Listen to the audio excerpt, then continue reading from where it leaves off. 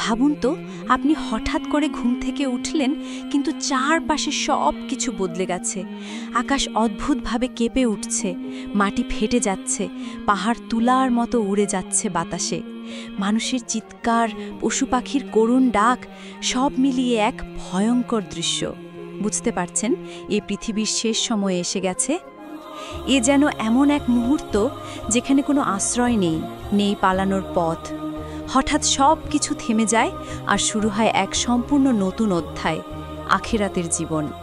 সে জীবনে সবাইকে হিসাব দিতে হবে, একটাও কথা গোপন রাখা যাবে না।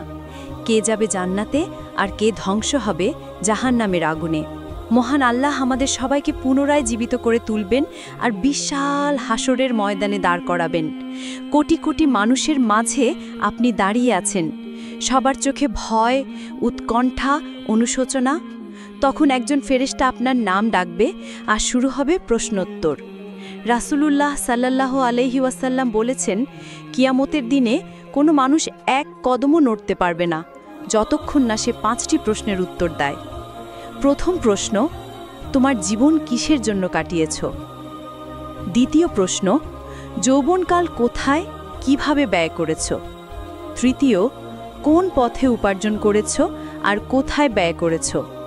চতুর্থ, তোমার জ্ঞান দিয়ে কি করেছ? পঞ্চম, তুমি কি তোমার রবের ইবাদত করেছ? ভাবুন, এই প্রশ্নগুলোর উত্তর দিতে হবে এমন এক বিচারকের সামনে যিনি সব দেখেছেন, সব জানেন। সেদিন অনেকেই চোখ নামিয়ে ফেলবে লজ্জায়, কারণ তাদের উত্তর হবে ভয়াবহ। কেউ নিজের স্ত্রীকে পুড়িয়ে হত্যা করেছে, কেউ দান করার ক্ষমতা থাকা সত্ত্বেও নেশায় টাকা উড়িয়েছে, কেউ হারাম সম্পর্কে জেনেও জিনায় লিপ্ত হয়েছে, কেউ সুদ ও ঘুষ খেয়ে নিজের নফসকে পুষ্ট করেছে, কেউ মূর্তি পূজা করে আল্লাহকে অস্বীকার করেছে। এরা সবাই সেদিন শুনবে সেই ভয়ঙ্কর ঘোষণা, তুমি জাহান্নামী। জাহান্নামের শাস্তি কোনো কয়েক দিনের জন্য নয়, সেটা অনন্তকাল চলতে থাকবে। সেখানে থাকবে আগুনের বিছানা, ফুটন্ত পানি, শ্বাসরুদ্ধকর অন্ধকার, আর শেষ হবে না কোনো কষ্ট।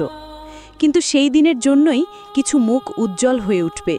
কেউ হালাল পথে উপার্জন করেছে, সময় মতো নামাজ আদায় করেছে, কেউ অসহায় মানুষের পাশে দাঁড়িয়েছে, গোপনে দান করেছে, কেউ কুরআন শিক্ষা দিয়েছে, তওবা করে জীবনের পথ বদলেছে, কেউ আল্লাহর পথে শহীদ হয়েছে। এদের জন্যই ঘোষণা আসবে, তুমি জান্নাতি। জান্নাতের জীবন হবে এমন যা মানুষের কল্পনারও বাইরে। সেখানে থাকবে না কোনো দুঃখ, কষ্ট বা ভয়, থাকবে শুধু শান্তি, সুখ আর আল্লাহর সান্নিধ্যের সৌন্দর্য, যা কখনো শেষ হবে না। প্রশ্ন হচ্ছে, আজ যদি কিয়ামত শুরু হয়ে যেত, আপনি কোন তালিকায় থাকতেন? জান্নাতীদের নাকি জাহান্নামীদের? এ নিয়ে আপনার ভাবনা মন্তব্যে জানাতে ভুলবেন না। আর এমনই আরও হৃদয়স্পর্শী ইসলামী গল্প পেতে সাহাবা স্কোপ চ্যানেলটি সাবস্ক্রাইব করুন, ভিডিওটি লাইক ও শেয়ার করে অন্যদেরও জানিয়ে দিন।